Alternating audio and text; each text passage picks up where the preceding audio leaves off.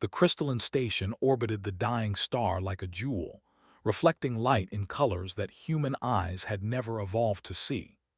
Inside its vast amphitheater, beings from 1,000 worlds gathered to witness something they considered entertainment: the humiliation of yet another primitive species that thought itself worthy of joining galactic civilization. Dr. Sarah stood at the center of the chamber, alone. The floor beneath her feet was transparent, showing the void of space below. Around her, rising in concentric circles like an ancient Roman arena, sat the representatives of the Galactic Council. Some had bodies. Others were clouds of gas or patterns of light. A few existed partially in dimensions she couldn't perceive, appearing to her eyes as shapes that hurt to look at directly. She had been standing there for 20 minutes while they discussed humanity as if she weren't present. Her feet ached. Her diplomatic uniform felt too tight, but she kept her face neutral and her posture perfect. She had expected this.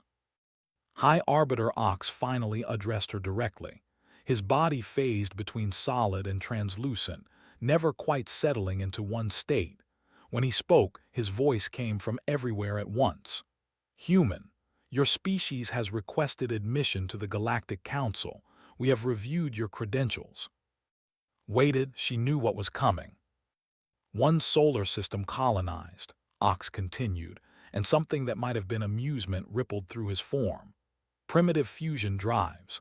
No psychic capability whatsoever. No matter reconfiguration technology. No dimensional awareness.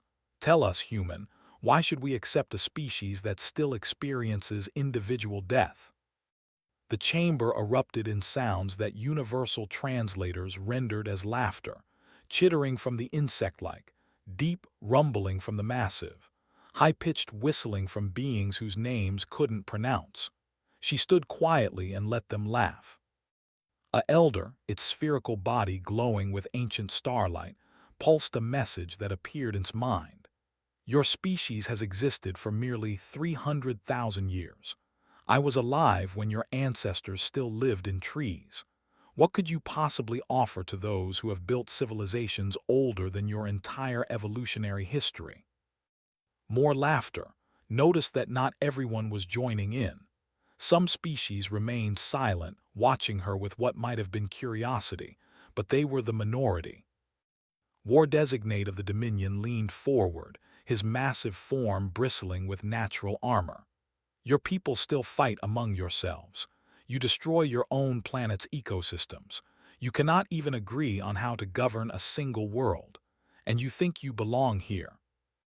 "I think," said quietly, her first words since entering the chamber, "that you invited us here for a reason.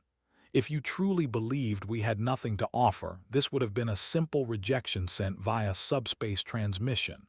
Instead, you called us to your capital station. You assembled the full council. You're giving us the test." Silence fell. Oxes formed slightly. "Observant. Yes, there is a test. All newcomer species face it. A test designed to show you your place in the hierarchy of galactic civilization. A test that has never been passed." "Never asked." "Not in 5,000 years," Ox confirmed. 73 species have attempted it. All have failed. Most surrender within hours. The stubborn ones exhaust themselves in futile effort before admitting defeat. It demonstrates an important truth, that power and wisdom require time to develop, that newcomers should be humble, that the young must learn from the old. "I see," said. "Show me the test." The holographic display that materialized above the amphitheater floor was beautiful and terrible.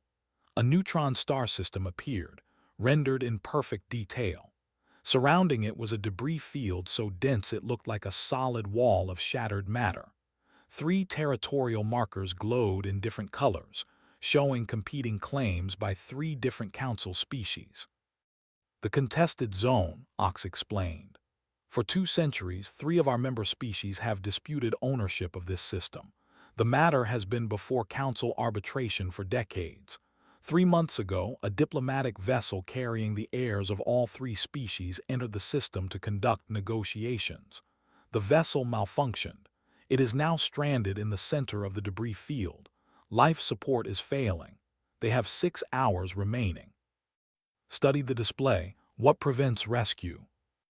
The debris field blocks all scanning technology and all forms of teleportation. The density of matter disrupts dimensional gates.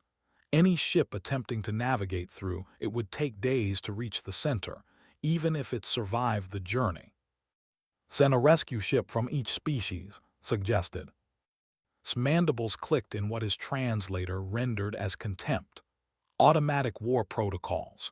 If any of the 3 species sends military vessels into the disputed zone, the others will consider it an act of invasion. War would begin immediately. Millions would die. What about civilian ships? Same problem, Ox said. Trust has eroded too far. Any ship from any of the 3 species entering the zone would be seen as a territorial claim backed by force. Nodded slowly. So the heirs die and the diplomatic effort dies with them. The territorial dispute continues, potentially for centuries more. Correct, Ox said. This is the test. Solve this problem using only the resources of your species. You have 6 hours, matching the time remaining for the stranded diplomats. When you fail, you will understand that some problems require power and wisdom that newcomers simply do not possess. Looked up at the assembled council. They were watching her with expressions ranging from pity to anticipation. They had seen this test given dozens of times. They knew how it would end. She pulled out a small communication device, a primitive thing compared to the technology surrounding her. May I contact my delegation? Of course, Ox said, generous in his certainty of her failure. Use whatever resources humanity possesses. Activated the device. This is Ambassador to the delegation ship Perseverance. Execute Protocol Shepard. Authorization 77 Delta. Confirmed, Ambassador, came the reply. Executing now. The council waited. Ox expected to see some display of human bravado, perhaps a volunteer crew offering to sacrifice themselves in a futile rescue attempt. It's what other young species did. Brave, noble, and completely useless. Instead, their sensors detected something launching from the human ship, something small. A scientist examined the data and pulsed surprise into the collective consciousness. A construction drone. They're sending a construction drone. Curious, Ox said, but insufficient. One drone cannot navigate the debris field, let alone extract the stranded vessel. Then another drone launched, and another, and another. Within 5 minutes, hundreds of construction drones were streaming from the human vessels. They looked primitive compared to Council technology. Simple robots that any civilization might use for building orbital infrastructure. But they moved with purpose. The Council watched in growing confusion as the drones swarmed toward the debris field. They didn't try to navigate through it. Instead, they began moving pieces of debris, one at a time, constructing a path. But more than that, they were building as they went, cannibalizing debris to create relay stations, using the raw materials floating in space to construct fuel depots, building shield generators from scrap. A scientist's translator clicked rapidly. They're not following a central program. Each drone is operating independently, but the collective behavior is coordinated. How? Commander's voice came over his communicator, loud enough for the council to hear. Simple rules, complex outcomes. Each drone follows basic protocols. Maintain formation, share resources, adapt to obstacles, build toward the goal. You don't need a master computer when you have enough independent units following good rules. The path grew, slowly at first, then faster as the drones learned from each other, optimizing their approach. The council's initial amusement began to shift into something else. Clever, Ox admitted, but the vessel is too deep in the field. They cannot reach it in the time remaining. Smiled for the first time since entering the chamber. We're not trying to reach it. The drones had been building something else while clearing the path. Using the massive amount of matter in the debris field, they'd constructed a network of gravity generators. small individually but powerful collectively. At signal, they activated in sequence. A controlled gravity well formed, pulling the disabled vessel toward the cleared corridor. The ship moved slowly at first, then faster. The drones adjusted their construction in real time, extending the path to meet the approaching vessel, building faster than seemed possible with such primitive technology. 4 hours and 17 minutes after had given the order, the diplomatic vessel docked at a human-constructed temporary station at the debris field's edge. The Council's sensors confirmed all life signs stable, all 3 heirs alive and well, 0 casualties. The chamber was absolutely silent. Turn to face the Council. You asked what humanity could offer. We don't have your technology. We can't manipulate dimensions or move faster than light without help. Our ships are slow. Our weapons are primitive. Are brief. But we have something we learned on a planet that tried very hard to kill us for hundreds of thousands of years. She gestured to the display where the drones were already beginning to dismantle their temporary structures, reclaiming every piece for later use. We swarm. We adapt. We persist. We build solutions from whatever materials are at hand. We don't require perfect tools because perfect tools don't exist in nature. We make do with what we have. We improvise. We cooperate. And we never ever leave our people behind when there's a solution we haven't tried yet. War Designate's mandibles clicked, but this time his translator rendered it as thoughtful consideration. A elder's glow pulsed in a pattern that might have been respect. Ox's form stabilized into a single dimension for the first time in the session, a sign of serious attention. This proves nothing, Ox said, but his voice lacked its earlier conviction. You have passed the test, yes. You have done what no species has done in 5,000 years, but one success. One success, interrupted, committing a breach of protocol that caused gasps throughout the chamber, is all we needed to get your attention. Because you weren't paying attention before. You had already decided what we were, primitives, newcomers, species that needed to learn their place. But now you're listening. Now you're wondering what else we might be capable of. Now you're reconsidering your assumptions. She pulled up a new holographic display, and this time several council members leaned forward in interest rather than contempt. Star charts filled the space, showing plague zones, unstable sectors, failed colonies, dying trade routes. Problems the Council had been unable to solve, situations that had festered for decades or centuries. These are listed in Council archives as unsolvable problems, said. Problems that don't respond to your advanced technology or your ancient wisdom. Problems that require not power but adaptability. Not perfect knowledge but creative thinking. Not following established protocols but finding new approaches. She met Ox's gaze steadily. We're not here to join your civilization as supplicants.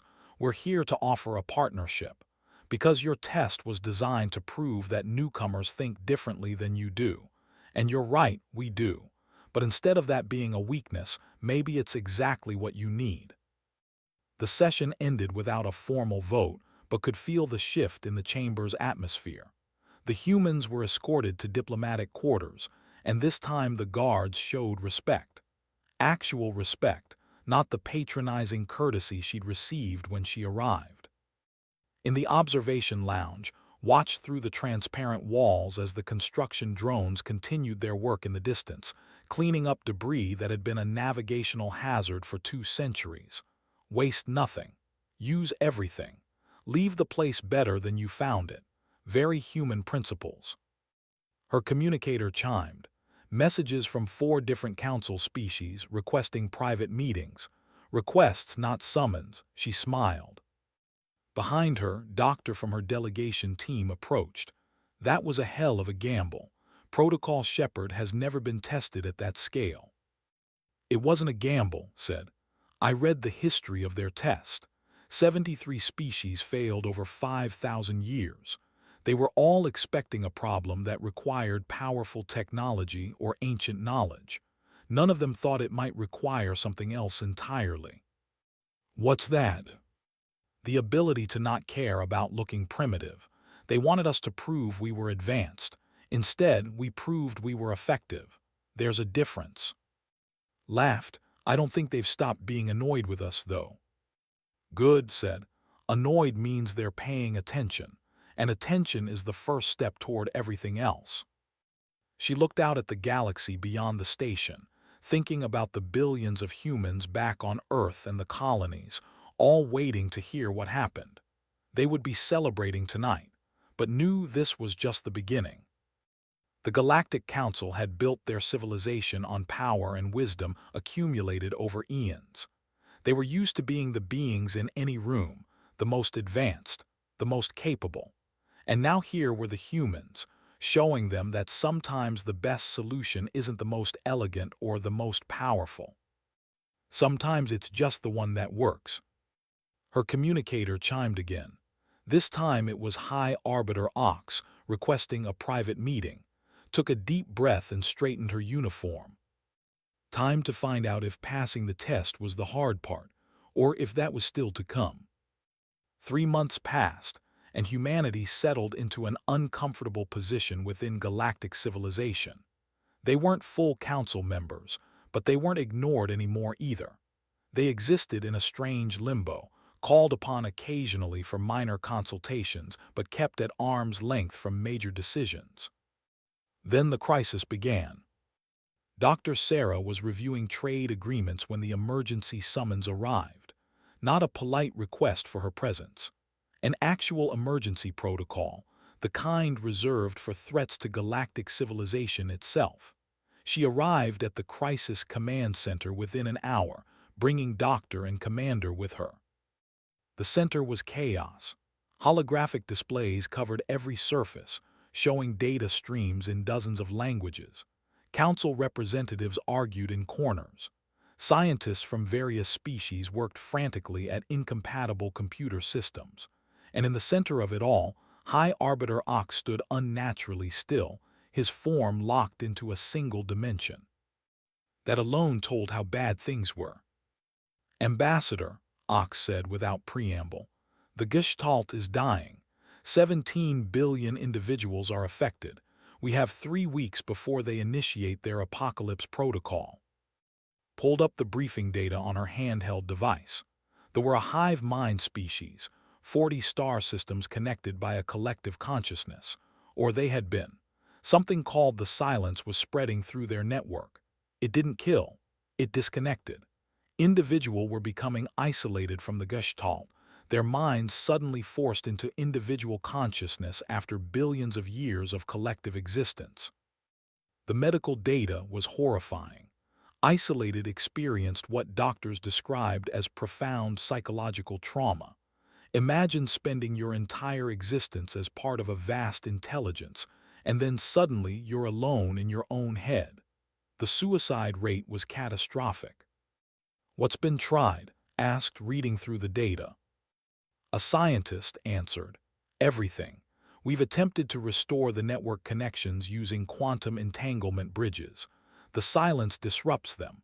We've tried temporal solutions to reverse the infection's progress. It adapts. We've analyzed the silence at every level from molecular to dimensional. We cannot determine its origin or mechanism. The government has given us 3 weeks, added, his massive form hunched over a tactical display. If we cannot cure the silence by then, they will trigger a quantum cascade across all 40 systems. They prefer death to the suffering their people are experiencing. Felt ice in her stomach. How many beings are we talking about? 17 billion individuals, Ox said quietly, plus the countless other species living in their systems. Total casualties would exceed 30 billion. The number was too large to really comprehend, forced herself to focus. Why did you call us? The silence that followed was answer enough. The greatest minds in the galaxy had tried and failed. As a last resort, they were willing to try the strange humans with their primitive but occasionally effective methods. We're not miracle workers, said. We barely understand your technology, let alone whatever is causing this silence. "We know," Ox said, and something in his tone caught attention. Not dismissal, desperation. "But 3 months ago, you solved a problem that had been unsolvable for. You did it by approaching the situation differently than we would have. We need that different perspective now." Looked at and shrugged, nodded, they'd come this far. "We'll need full access to all systems and complete freedom to investigate without council oversight," said. Several council members began to object, but Ox silenced them with a gesture. "Granted, you have 72 hours. If you find nothing, we continue with other approaches. And if we succeed, then perhaps we will finally understand why the galaxy needed humanity." The human team didn't go to the advanced laboratories or the quantum computing arrays. They did something that baffled the council scientists. They requested direct communication channels with isolated individuals. Thousands of them. "What is the purpose of this?" asked, watching as the humans conducted what appeared to be simple interviews. "We're asking them questions," explained, as if it were obvious. "We have scanned their biology extensively. We have mapped their neural patterns. What can verbal communication add?" Context said. She was listening to describe the experience of disconnection, the fear, the loneliness, but also something else, something that didn't fit the disease model everyone was assuming. "What do you fear most about reconnecting?" asked another isolated. The answer made stop what she was doing and listen carefully. "I fear losing myself. When I was part of the Gestalt, I had no individual thoughts, no personal desires. I was a cell in a body. Now I am myself. It's terrifying, but also, I don't want to go back." And exchanged glances.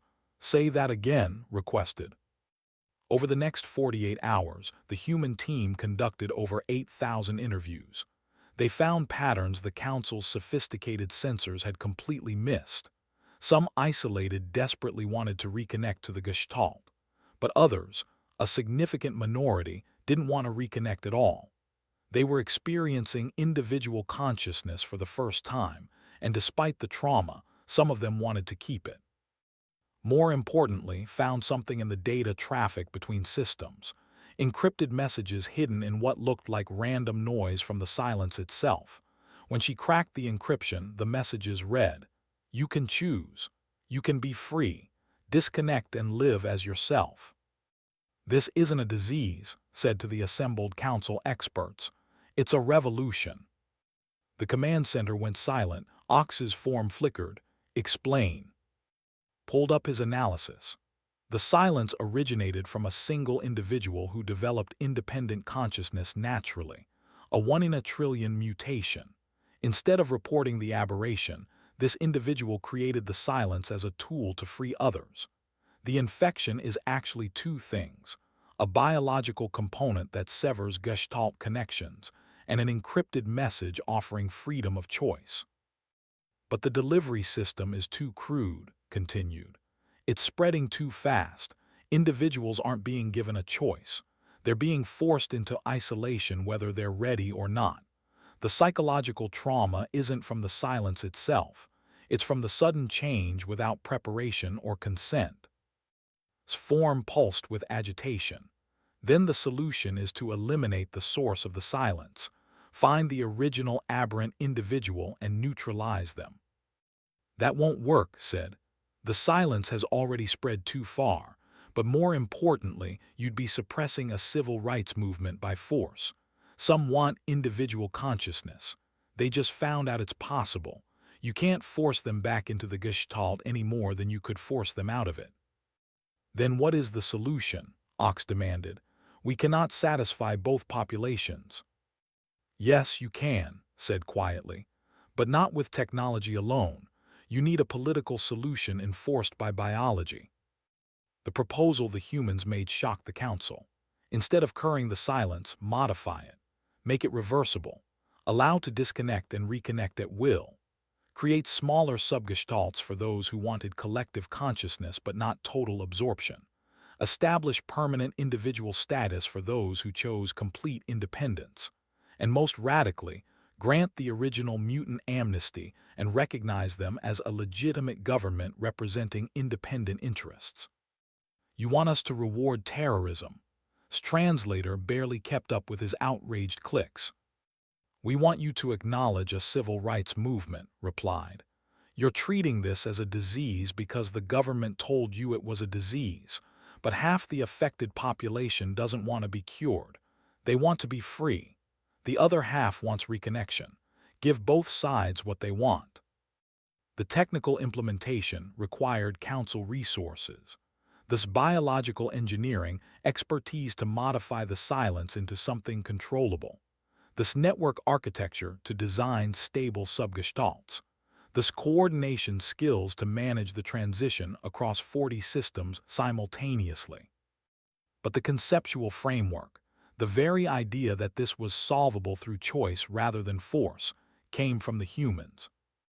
Doctor worked alongside biologists, teaching them to think about the silence not as a pathogen, but as a tool that needed better control mechanisms.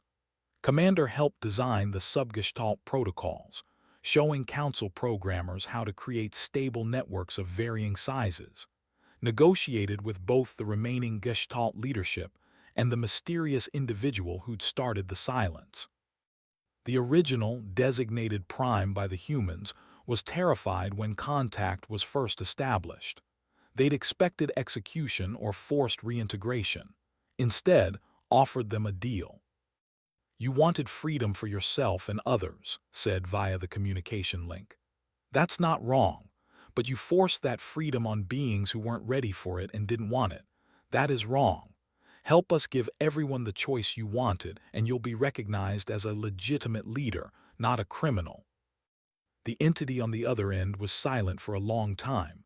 Why would you help me? I've caused so much suffering. Because suffering comes from forcing people into systems they don't choose, whether that system is a collective or forced individuality. We're not helping you. We're helping everyone by giving them what should have always been their right, the choice of how to exist. Implementation took 60 hours, not the full 72. The modified silence, now called the choice, spread across systems. Individuals could disconnect from the gestalt while maintaining emergency reconnection pathways. Subgestalts formed, collectives of hundreds or thousands instead of billions. Some chose complete independence. The chaos didn't end immediately. Cultural revolutions never do, but the death toll stopped rising. The apocalypse protocol was canceled. Both the reformed Gestalt and the independent nodes confederation sent delegations to the council, requesting separate membership status. The council had never encountered this situation before. After significant debate, they granted both delegation seats. It was the first time in council history that a single species held multiple memberships. 3 weeks later, High Arbiter Ox summoned to a private meeting in his personal chambers. The room was smaller than she expected, filled with objects from thousands of worlds. Trophies or memories, she couldn't tell. Your solution has created political complexity that will take decades to stabilize, Ox said. Yes, agreed. But 17 billion beings are alive to navigate that complexity. That's what we call success. Ox's form shifted through several dimensions before settling into something almost human-shaped. The Council has deliberated. We wish to offer humanity an official position, mediators of last resort. When our technology and wisdom prove insufficient, we will call upon your alternative perspectives. Considered her words carefully. We'll accept with one condition. Stop calling our perspectives alternative. They're just different. Different tools for different problems, and difference is exactly what you need when standard approaches fail. The High Arbiter's silence stretched long enough that wondered if she'd overstepped. Then something happened that had never occurred in recorded council history. Ox laughed. The sound came from everywhere and nowhere, a vibration of genuine amusement. You are either very brave or very foolish, Ambassador, perhaps both. Very well. We accept your condition, though I suspect we will come to regret giving you such freedom. Probably, admitted, but you'll regret unsolved problems more. As she left, past the elder floating in the corridor, the ancient being's thought pulse touched her mind directly, bypassing her translator. Young species, hasty species, dangerous species, also necessary species. The galaxy has grown comfortable with its established ways. You make us uncomfortable. This is valuable, though we may not always appreciate it. Didn't speak her response aloud, but she thought it clearly enough for the to receive. Just wait until you meet the rest of us. Back on Earth, the news spread quickly. Humanity had saved 17 billion lives. They'd been granted an official council position. Messages poured in from every colony, every nation, every city. Celebrations erupted across the planet. But in her quarters on the council station, stood at the window and looked out at the galaxy. This was just the beginning.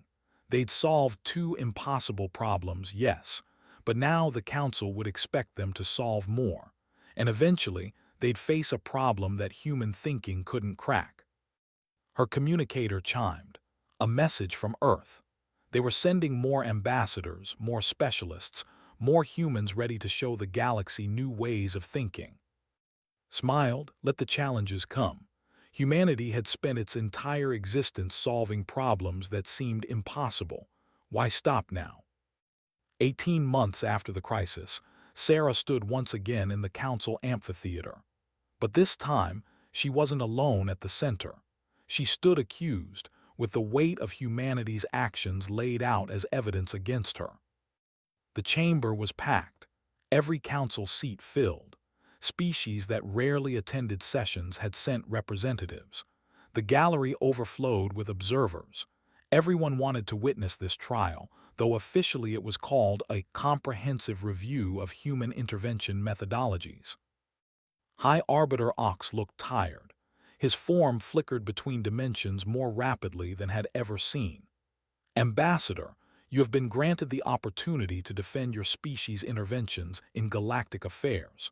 The Dominate has raised significant concerns about destabilization caused by human methods.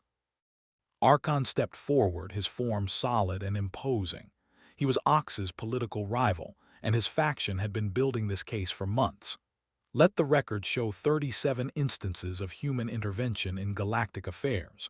In every case, the human solution violated established council protocols. In every case, the result created political upheaval. In every case, long-standing stability was disrupted. The evidence hologram filled the amphitheater's center. Humans had helped a militaristic species adopt democratic reforms. Humans had resolved territorial disputes by creating shared custody arrangements that required new legal frameworks. Humans had stopped a trade war by designing a decentralized marketplace that made governmental control nearly impossible. Each intervention succeeds in the immediate term, continued. But look at the long-term consequences. 17 species have petitioned for council reform. 43 disputes previously considered settled are being reopened. 6 trading alliances have collapsed as member species demand renegotiation using human-style methods. This cascade of instability threatens the very foundation of galactic civilization. Murmurs of agreement rippled through the chamber. The Dominate's argument was compelling. Success at any cost wasn't success if it undermined the systems that maintained peace. Listen to the full presentation. It took 3 hours. Was thorough, she'd give him that. When he finally finished, he turned to her directly. Ambassador, do you deny that your interventions have caused widespread destabilization? No, said simply, I don't deny it. Gasps echoed through the chamber. Several council members shifted in surprise. Form flickered with satisfaction. Then you admit your species has been reckless and irresponsible. I admit our solutions have consequences, corrected. But so does inaction. So does maintaining systems that don't work. You've presented 18 months of disruption caused by human intervention. I'd like to present 10,000 years of disruption caused by council inaction. She pulled up her own data, and the hologram shifted. Species that had petitioned for council membership and been. Civilizations that collapsed while awaiting council aid that never came. Requests for intervention rejected as insufficient priority. Problems that festered for centuries because solving them would require changing established protocols. You've built a stable system, said, addressing the entire council now. But you built it by excluding anything that threatened stability. That's not strength. That's fragility. Real strength means being able to handle disruption because you're designed to adapt, not just endure. Form into sharp angles. You advocate for chaos then. No standards, no order, merely reaction to crisis after crisis. No, said firmly. I advocate for resilience, for systems that evolve instead of calcifying. You're right that our solutions cause disruption, but they cause disruption to systems that were already failing. You've just been pretending they weren't. Doctor stepped forward, requesting permission to speak. Ox granted it, though his form flickered with uncertainty about where this was going. Displayed a graph that made several council members lean forward. It showed council response capacity declining steadily over 10. Crisis response times increasing. Solution effectiveness decreasing. Species satisfaction with council governance dropping year by year. You're calcifying, explained. Every successful solution becomes doctrine. Every doctrine becomes a restriction on future solutions. You've optimized for a static galaxy, but the galaxy isn't static. Entropy exists. Change happens. And your system is increasingly unable to handle either. Commander added her analysis. We've studied 30 major council interventions from the past 500 years. Success rate 62%. Compare that to the century before, 71%. The century before that, 78%. You're becoming less effective over time because you keep applying old solutions to new problems. Radiated anger. You presume to lecture civilizations that have maintained peace for eons. Your species barely has. That's exactly why we can see what you can't, replied. You're too close to your own systems. You've invested too much in the way things are to imagine how they could be. We're outsiders. We see the gaps and the failures because we're not emotionally invested in maintaining them. A elder's thought pulse filled the chamber, ancient and heavy with authority. You ask us to embrace uncertainty, to surrender control. This contradicts everything the council was built to achieve. Turn to face the elder's observation sphere directly. With respect, elder, I'm asking you to remember why the council was built. Was it to maintain control, or was it to protect and serve galactic civilization? Because if it's the latter, then you need to be willing to change when your methods stop serving that purpose. And if your methods lead to chaos, challenged. If the instability you introduce causes more harm than good, then we adapt, said. We try different approaches. We learn from failures. That's what sentient beings do. The only way to guarantee failure is to stop trying new things because you're afraid of what might happen. The debate continued for hours, then extended into a second day. Species that had benefited from human intervention spoke passionately in defense. Traditional council powers argued for expulsion or strict limitations. Younger civilizations saw an opportunity to challenge hierarchies that had disadvantaged them for centuries. Ox finally called for order, his form stabilizing into a single dimension. The council has deliberated. We will not expel humanity. Your methods, while disruptive, have proven effective. However, we cannot grant unrestricted authority to continue current practices. Felt her stomach sink. Here came the restrictions, the limitations that would make human intervention impossible. But Ox surprised her. Instead, we established the experimental governance protocol. Council space will be divided into 3 zones. Core systems will remain under traditional council governance, stable and predictable. Experimental systems may opt into alternative approaches, with human consultation available upon request. Crisis zones will automatically qualify for unconventional intervention when traditional methods have failed. It was a compromise, not perfect but workable. Cadsey's form flickering with dissatisfaction, which told her the Dominate felt they'd lost ground. Additionally, Ox continued, humanity will establish an institution we're calling the Academy of Adaptive Solutions. Council species may send representatives to learn human problem-solving methodologies, not to replace traditional wisdom, but to supplement it with alternative approaches. Bowed in acceptance. The Council thought they were containing human influence. They didn't realize they'd just given humanity permission to teach the entire galaxy to think differently. As the session closed, approached privately, his form was rigid, controlled. You have won this encounter, Ambassador, but understand what you've done. You've set in motion changes that will fundamentally alter how galactic civilization operates. There will be consequences beyond what you